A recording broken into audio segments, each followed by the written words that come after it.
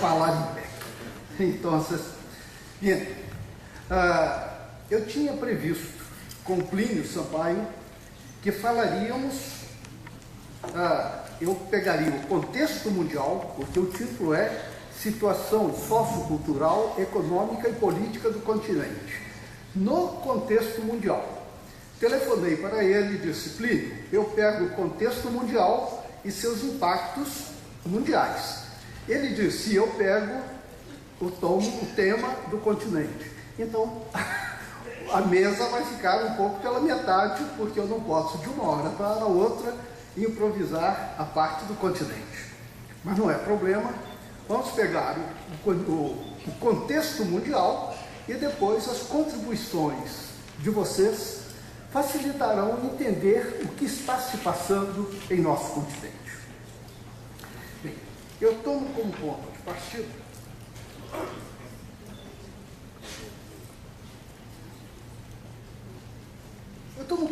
de partida a ideia da globalização. Globalização. Poderíamos tomar outros pontos de partida, mas é uma ideia, essa palavra veio dos anos 60, quando a facilidade nas comunicações, a interligação entre diferentes culturas, possibilitou que se falasse que o mundo era uma aldeia global. E daí a ideia de globalização como globalização da cultura. Em 1989, a queda do Muro de Berlim, depois o fim do socialismo soviético e o fim da Guerra Fria, levou a uma outra ideia, uma ampliação da ideia do conceito de globalização, que é a globalização do mercado. O modo de produção capitalista, até então dividido, de certa maneira, entre o mundo rico, o primeiro mundo, o terceiro mundo, o mundo socialista, ele tendeu a globalizar-se, ou seja, a tornar-se o sistema que penetra em todo o mundo. Aqui no Brasil e na América Latina, nós vamos encontrar, então, uma política dominante da inserção das nossas economias dentro do sistema global de produção, dentro do mercado global. O que isso significa?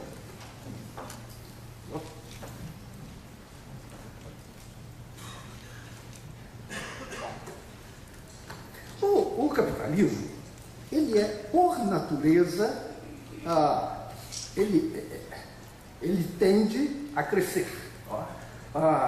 Podemos fazer uma brevíssima história do capitalismo, lembrando que ele nasce no norte da Itália, século XIV, XV, cria as bases do comércio mundial no século XVI, são as grandes navegações, a colonização da América, África, parte da Ásia e depois da Oceania.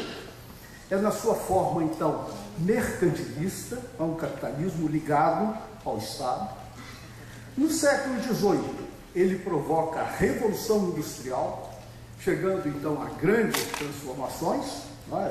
É um capitalismo na sua forma liberal. No século XIX, são séculos das revoluções cultural e políticas, e que traz a maturidade do capitalismo no século XX, quando ele atinge a sua forma, por um lado, de bem-estar social, sua forma de capitalismo de Estado no modelo socialista, e também a sua forma mais recente, que é a forma neoliberal. Ao longo de toda essa história, o modo de produção capitalista passa por polos diferentes. No primeiro momento são cidades do norte da Itália, no segundo momento Amsterdã, no terceiro momento Londres, no quarto momento Nova York, e se pensa-se o próximo polo central do capitalismo, chamada economia verde, que eu quero aqui abordar, não será a própria China, ou alguma cidade da China, provavelmente Pequim. Mas eu não vou falar aqui da história do capitalismo, e sim da sua lógica necessariamente expansionista. O capitalismo, ele só pode funcionar crescendo. Seu primeiro teórico, Adam Smith, tem uma frase excelente, eu acho que muito inspiradora.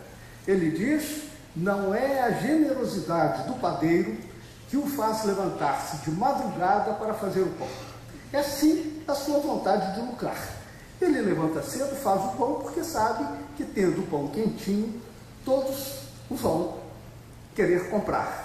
Se muita gente comprar o pão, ele terá lucro e é isso que ele quer. Ele quer lucrar. Todo empresário sabe que, se contratar trabalhadores e adotar as melhores técnicas de produção, ele vai lucrar. Então, a lógica capitalista é essa: produzir cada vez mais, vender cada vez mais para ter o lucro. Não há sistema de mercado sem lucro. Ora, isso significa que ele tem que incorporar cada vez maiores setores do mundo, seja como produtores, seja como consumidores e consumidoras. Isso daí é a lógica do capitalismo. Produzir e de uma maneira irresistível, porque ele consegue produzir o desejo de consumir cada vez mais, por meio da propaganda. Então, nesse sentido, ele parece irresistível. Todos nós queremos consumir cada vez mais, e cada vez mais, e cada vez mais. E aí vem o problema. E o problema das externalidades é que o capitalismo, ou o mercado, a produção do mercado, não produz apenas bens para o nosso consumo. O processo produtivo supõe sempre extrair, transformar, consumir e descartar. Esse descarte, o jogar fora o que não interessa, esse descarte está se começando a se transformar hoje num problema. É o problema do lixo, a destruição da biodiversidade e esses outros problemas que estou falando aqui, que aqui é o mais importante, é percebido pela economia como uma externalidade. Ou seja, isso não faz parte da economia. Isso são fatores externos à economia. São fatores que não são contabilizados como custo na produção. O lixo, o veneno, a morte de pessoas, a extinção de espécies, a poluição da água, a poluição do ar, ou o dano à saúde humana, isso não é um problema econômico, isso é um problema externo ao mercado. São chamadas externalidades do mercado. Então, esses fatos, que até agora são vistos, até pouco tempo, são vistos unicamente como externalidade ao capitalismo, começa a ser percebido agora, e creio que esta é a novidade que eu quero insistir, como uma barreira ao crescimento do sistema de mercado. Até agora foi possível lidar bem com isso, só que agora essas externalidades se tornam uma barreira ao crescimento. Daí vem, então, a proposta da economia verde. Tecnicamente, como podemos dizer, trata-se de precificar as externalidades. A palavra é difícil e é chata, mas ela faz sentido. O que significa?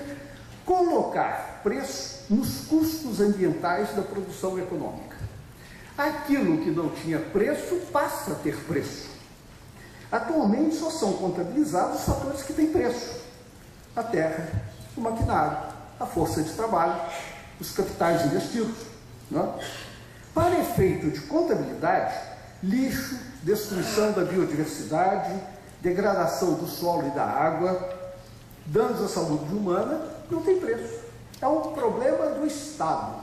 O Estado, com o seu Ministério do Meio Ambiente, Ministério da Saúde, ou Ministério dos Transportes, que resolva esse problema.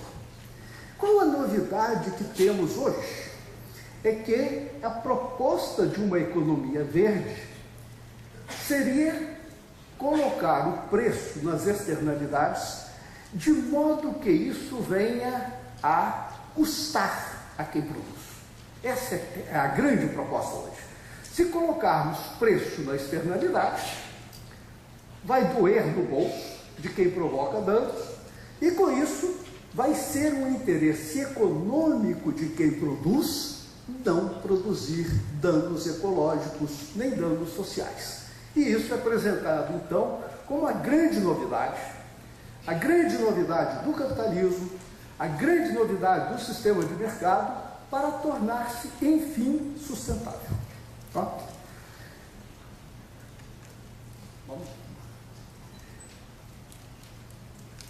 Vamos fazer, então, uma pequena crítica. Será que funciona mesmo? Primeiro que tem um problema. O direito ao lucro, a economia verde assenta-se sobre esses três pilares. O lucro, a atenção aos sociais, ao social, aos fatores humanos e a proteção ao meio ambiente. E os três são colocados como igualmente dignos de direitos. Ou seja, é preciso atender ao lucro, ao meio ambiente e aos seres humanos. Já se coloca os três no mesmo patamar de igualdade. Mas o segundo problema é que trata-se, enfim, de cercar a natureza e privatizá-la.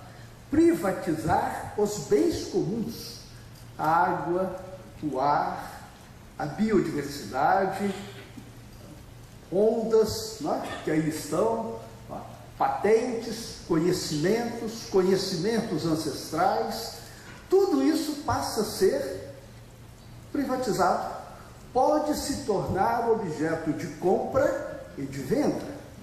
Ora, quem é que poderá comprar esses bens comuns que serão então disponibilizados? São as grandes corporações que se tornarão cada vez mais proprietárias de todo o planeta. Ou seja, a primeira consequência disso seria a concentração do poder econômico e político nas grandes corporações.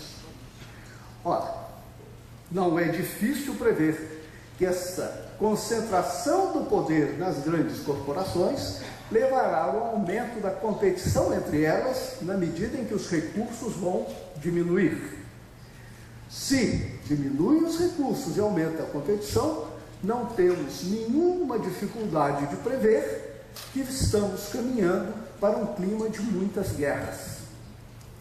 E é só lermos os jornais, só lermos as notícias e veremos que os orçamentos militares não diminuem, não se fala mais de desarmamento, não se fala sequer em controle do comércio de armas. Um artigo que saiu há pouco tempo dizia: o comércio mundial de bananas é regulamentado, o comércio mundial de armas não. Então, aí está o problema. Tá? Agora, essa privatização dos bens comuns seria, sem dúvida, uma saída para a crise financeira hoje, em que grande quantidade de capital está aplicado em derivativos, que são bens virtuais. Essa quantidade de capital seria aplicada, então, não mais em bens virtuais, mas nos bens comuns, então privatizados. Ou seja, a economia verde daria um novo fôlego ao sistema mundial de mercado. Esse é o caminho em que o mundo vai hoje. Essa ideia da economia verde saiu na reunião do Rio+20, não foi aprovada, mas já foi levantada. Ela tem o apoio da ONU, o apoio de organismos internacionais e, é claro, há movimentos. Aqui no Rio se fez a cúpula dos povos para se pensar e qual a alternativa a essa economia verde. Aqui é o problema que queria levantar, porque é um desafio a nós, cristãos, que, um pouco como no livro do Apocalipse, lemos os sinais dos tempos, para dizer que existe um novo céu e uma nova terra, será que nós podemos fazer uma leitura dos sinais dos tempos aqui e dizer que um novo mundo é possível? Eu devo dizer, é difícil.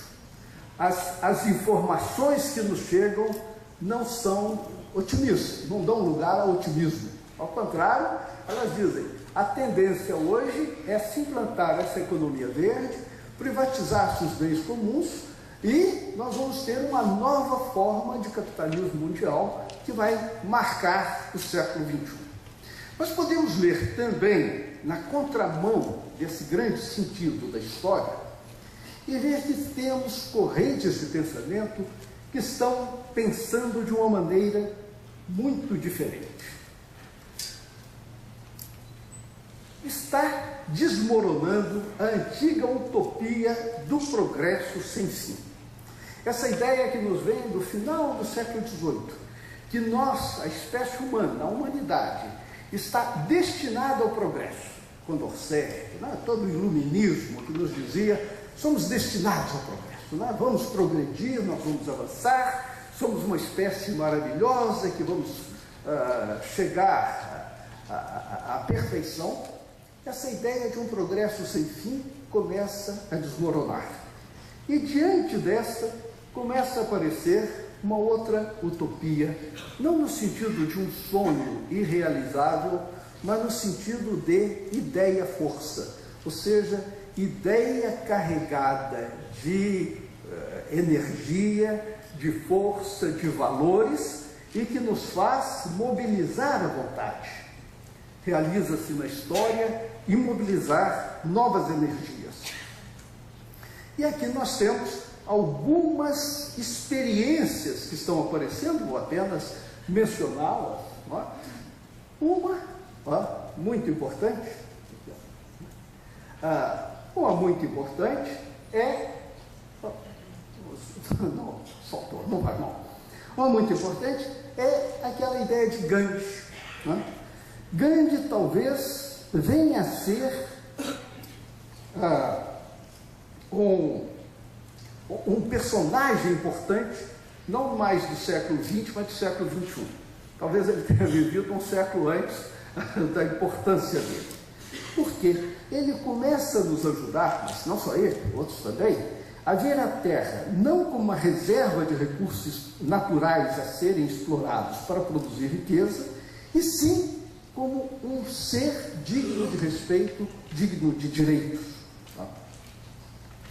Essa ideia da Terra vai aparecer no pensamento de Gandhi, no pensamento dos nossos povos indígenas, principalmente os andinos, vou trabalhar isso daqui a um pouquinho, e que é a ideia: terra não é apenas fonte de recursos naturais, terra é sujeito de direitos, é um ser vivo, tem seus direitos, é como uma mãe generosa que quer que seus filhos vivam bem.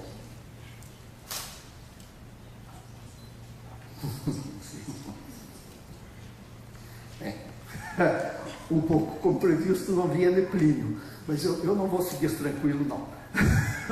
Eu vou terminar a minha parte e depois talvez possamos abrir mais tempo para o debate, outras contribuições. Então, nós estamos a fazer hoje, a iniciar um outro paradigma de pensamento. Nesses outros paradigmas, nós vamos buscar, então, exemplos. E o que nós temos que pegar? Os dados concretos que aí estão, dados de 2010. A produção, o valor total da produção mundial é algo como 63 trilhões de dólares. Não sabemos o que é isso. Aliás, não sabemos o que é 1 bilhão. E não sabemos mal o que é 1 milhão. Não? Mas, se dividirmos 63 trilhões por 7 bilhões de seres humanos, nós teremos que cada ser humano, criança, adulto, velho, homem, mulher, trabalhando ou não, teria uma renda anual per capita de 9 mil dólares por ano. Em reais, R$1.500 por mês. Mesmo que tire um tanto para investimentos, serviços públicos, etc., teríamos aí algo como R$1.000 a R$1.200 por mês por pessoa. Uma família de 4 pessoas com uma renda de R$4.000 por mês. Seria uma boa notícia que a riqueza mundial é repartida por todos. Se no Brasil isso já seria uma ótima notícia, eu imagino que não seria na Índia, em Bangladesh ou na África. Mas, para 11% da população do mundo que vive nos Estados Unidos e na União Europeia, onde a renda média é de 40 mil dólares por ano, seria uma má notícia. Ou seja, vai se acostumar a viver com muito menos.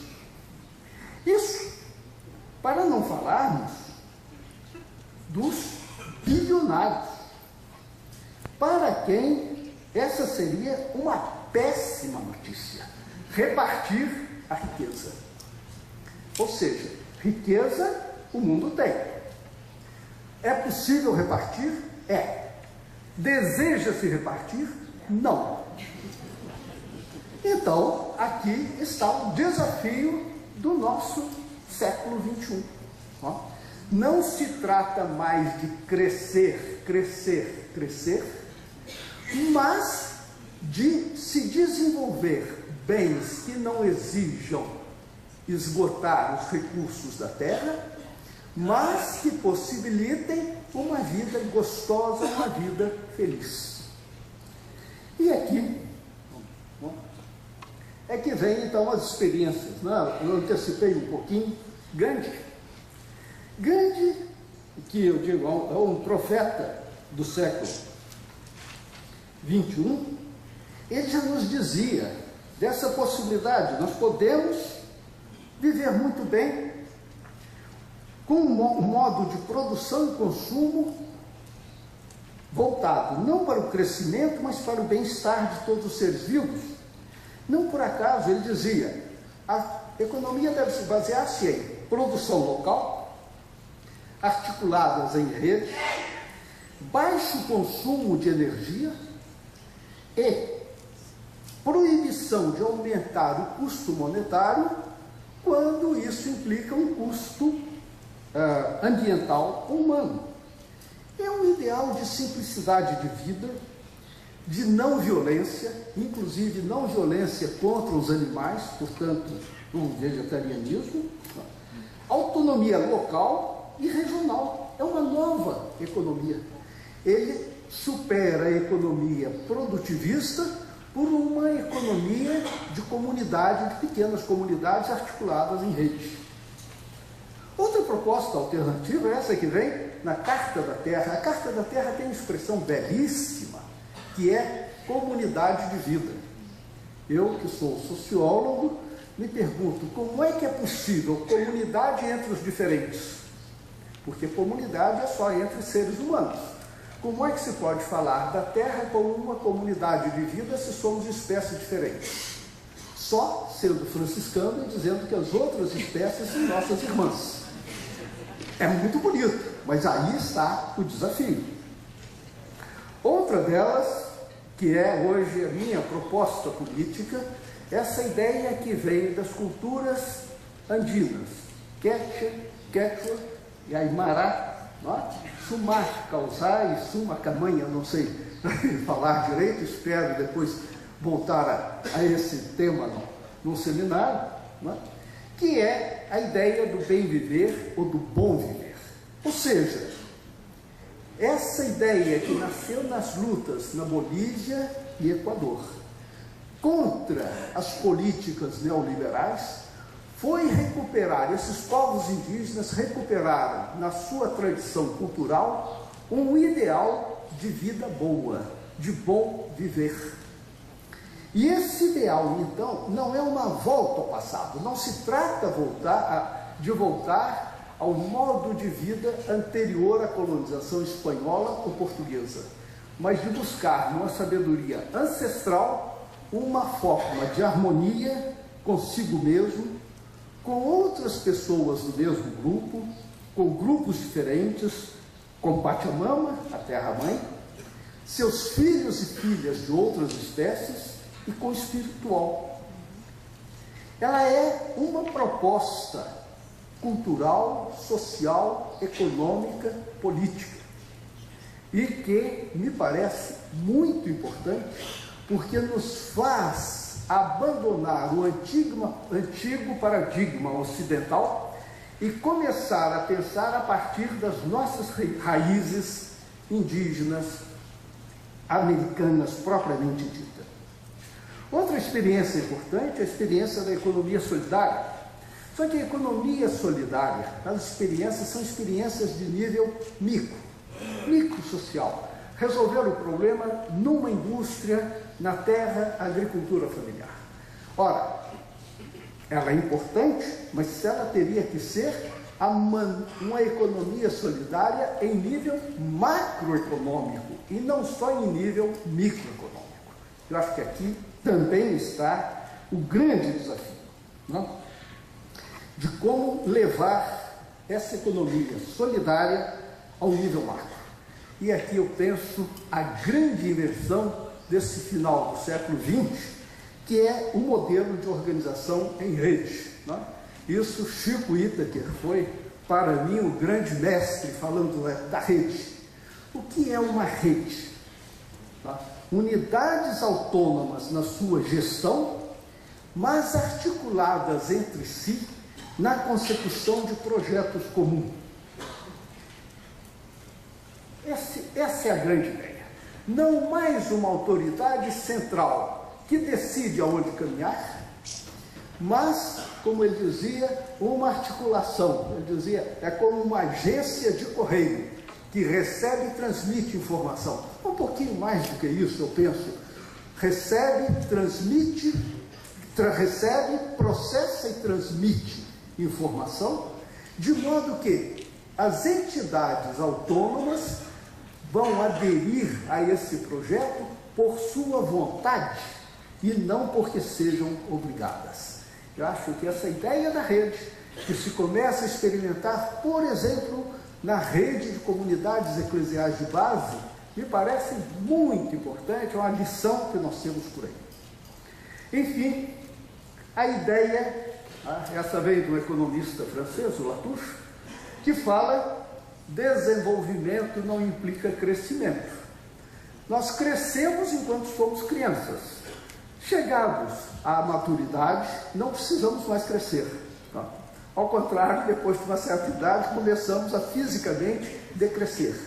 Mas podemos nos desenvolver até o final da vida.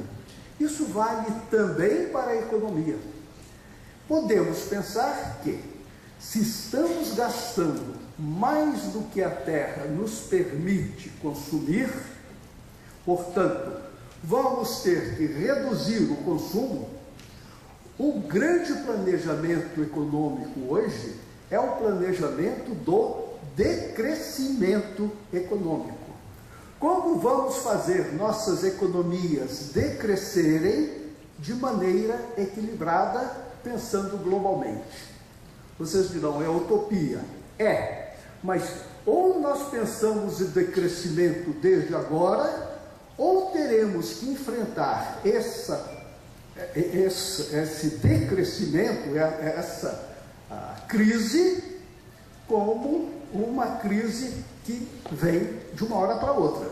Será o que chamamos aqui no Brasil um apagão. Não é? É quando acaba a energia. Não é?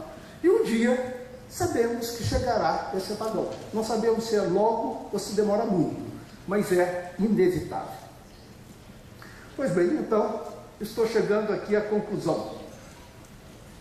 Como é que essa proposta de economia verde interpela o cristianismo? Nós temos hoje que pensar novas alternativas de pensamento. A economia verde traz um novo fôlego ao capitalismo.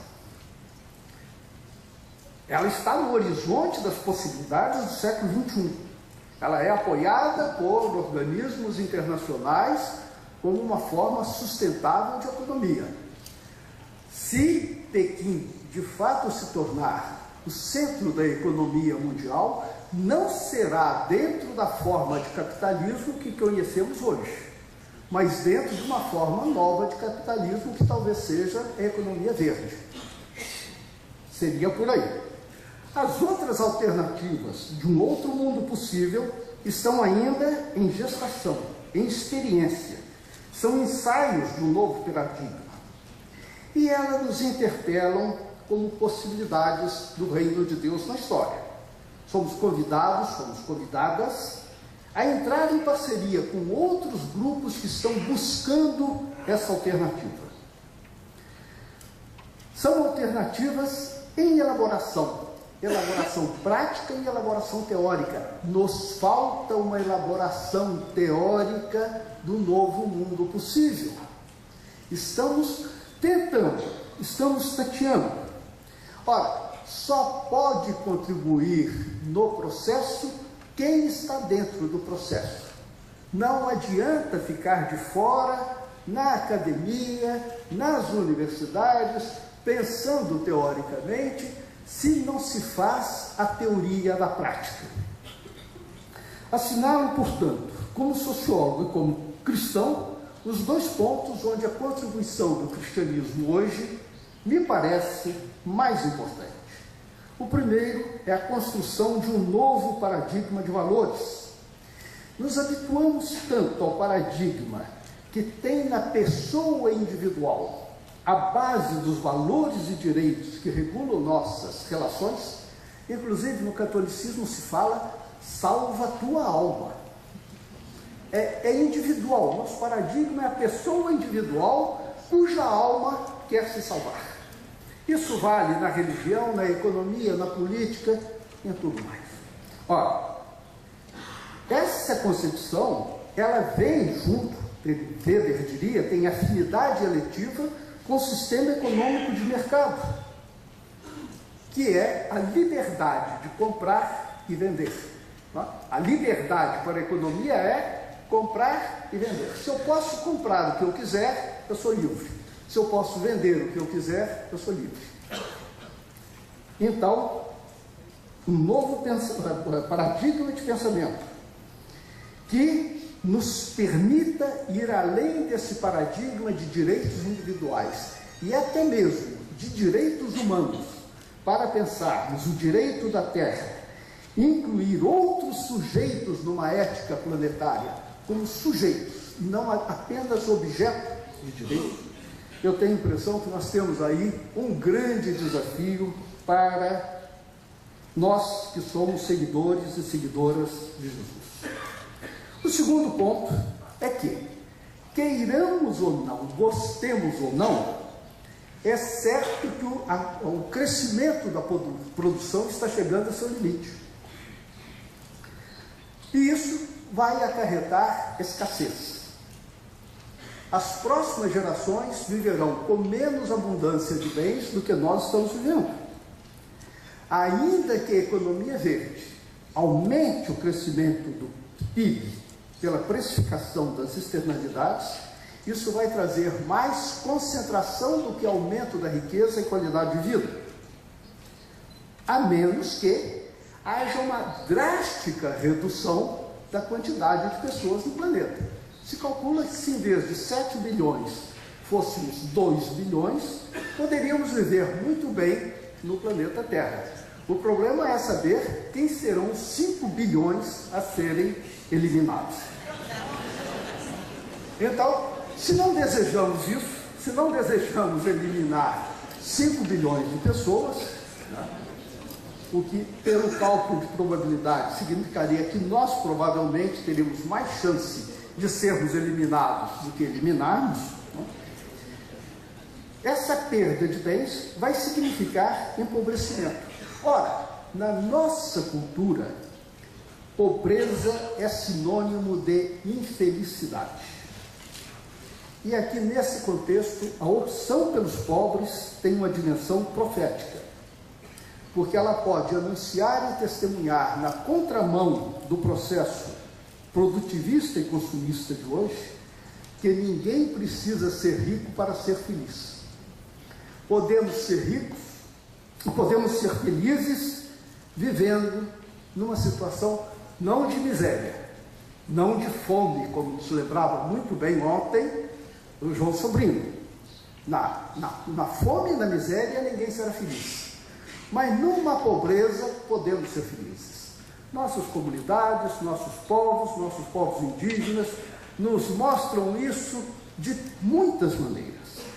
Só que nós não temos condições, não sabemos como proclamar isso em alta voz para toda a sociedade, que é possível ser feliz sem ser rico. E aqui me parece um desafio para a teologia da libertação. Há 40 anos ela vem trabalhando a questão da opção pelos pobres, e vem trabalhando muito bem. Mas agora a conjuntura começa a ser outra. A vida na pobreza. E eu tenho a impressão que essa é a missão da nova geração de teólogos, teólogas, cientistas da religião, a seguir adiante com novas e melhores categorias de pensamento, capazes de responder a esse desafio da economia verde e que condena à morte os pobres e muitas espécies vivas.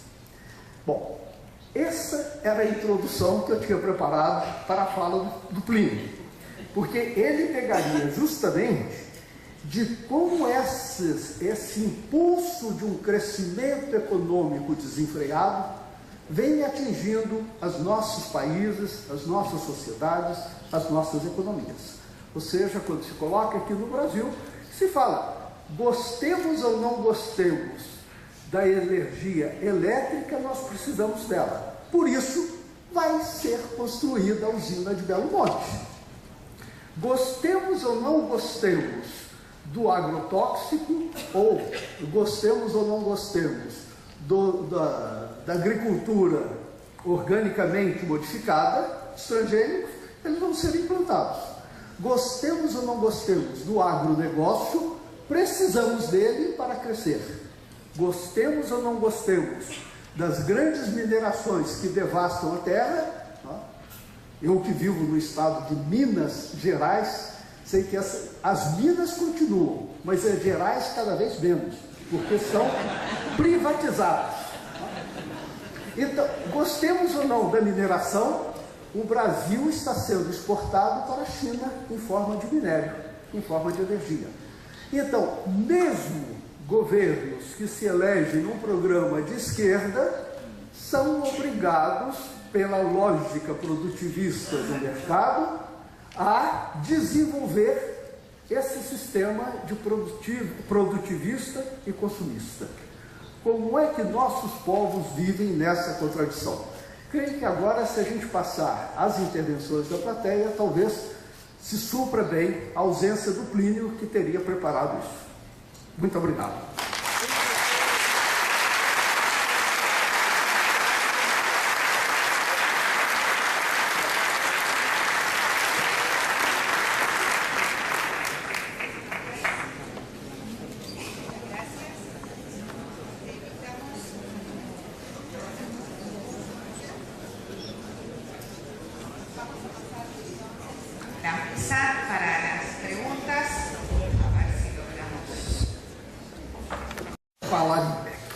Então, bien, eu tinha previsto com Plínio Sampaio que falaríamos, eu pegaria o contexto mundial, porque o título é Situação Sociocultural, Econômica e Política do Continente, no contexto mundial. Telefonei para ele e disse, Plínio, eu pego o contexto mundial e seus impactos mundiais. Ele disse, eu pego o tema do continente. Então, a mesa vai ficar um pouco pela metade, porque eu não posso, de uma hora para a outra, improvisar a parte do continente. Mas não é problema, vamos pegar o contexto mundial e depois as contribuições de vocês facilitarão entender o que está se passando em nosso continente. Bem, eu tomo como ponto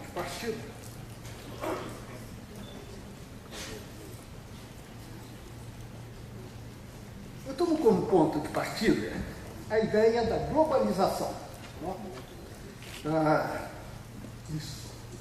Globalização. Poderíamos tomar outros pontos de partida, mas é uma ideia, essa palavra veio dos anos 60, quando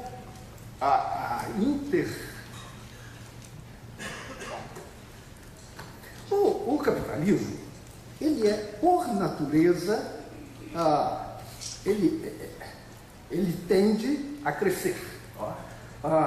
Podemos fazer uma brevíssima história do capitalismo, lembrando que ele nasce no norte da Itália, século XIV, XV, cria as bases do comércio mundial no século XVI, são as grandes navegações, a colonização da América, África, parte da Ásia e depois da Oceania.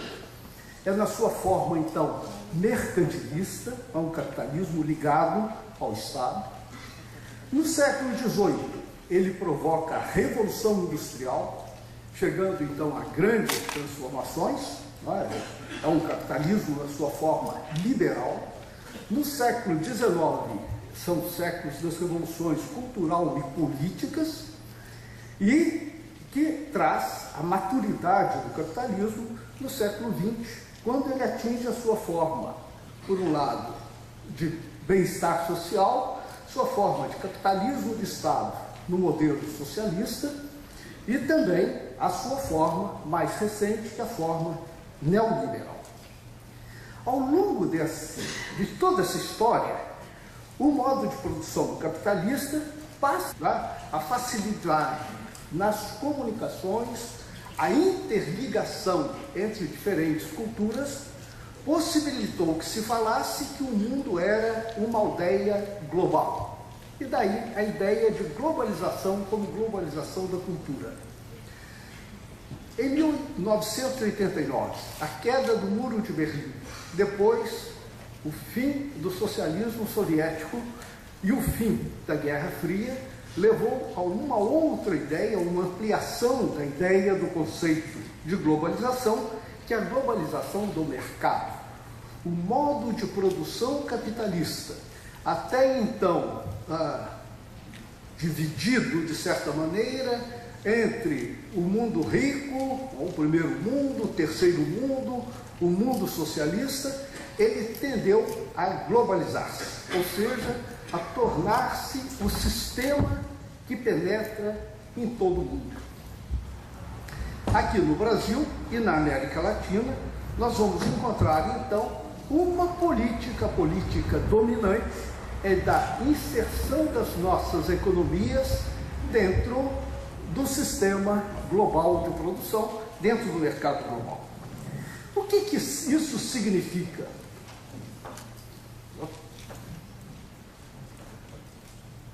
Para ter o lucro. Não há sistema de mercado sem lucro.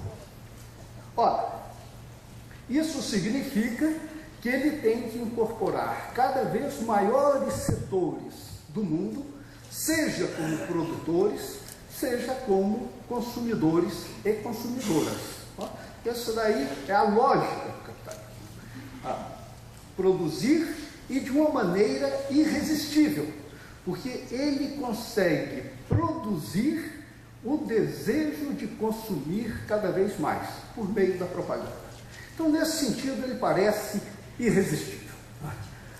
Todos nós queremos consumir cada vez mais, e cada vez mais, e cada vez mais. E aí vem o problema. E o problema das externalidades é que o capitalismo, ou o mercado, a produção do mercado, não produz apenas bens para o nosso consumo. O processo produtivo supõe sempre extrair, transformar, consumir e descartar. Esse descarte, o jogar fora o que não interessa, esse descarte está se começando a se transformar hoje um problema, é o problema do lixo. São por polos diferentes. No primeiro momento são cidades do norte da Itália, no segundo momento é Amsterdã, no terceiro momento Londres, no quarto momento Nova York, e se pensa se o próximo polo central do capitalismo, chamada economia verde, que eu quero aqui abordar, não será a própria China, ou alguma cidade da China, provavelmente Pequim. Mas eu não vou falar aqui da história do capitalismo, e sim da sua lógica necessariamente expansionista. O capitalismo, ele só pode funcionar crescendo. Seu primeiro teórico, Adam Smith, tem uma frase excelente, que eu acho que muito inspiradora. Ele diz: não é a generosidade do padeiro que o faz levantar-se de madrugada para fazer o pão. É sim a sua vontade de lucrar. Ele levanta cedo, faz o pão, porque sabe que tendo o pão quentinho, todos o vão querer comprar. Se muita gente comprar o pão, ele terá lucro e é isso que ele quer. Ele quer lucrar. Todo empresário sabe que, se contratar trabalhadores e adotar as melhores técnicas de produção, ele vai lucrar. Então, a lógica capitalista é essa: produzir cada vez mais, vender cada vez mais,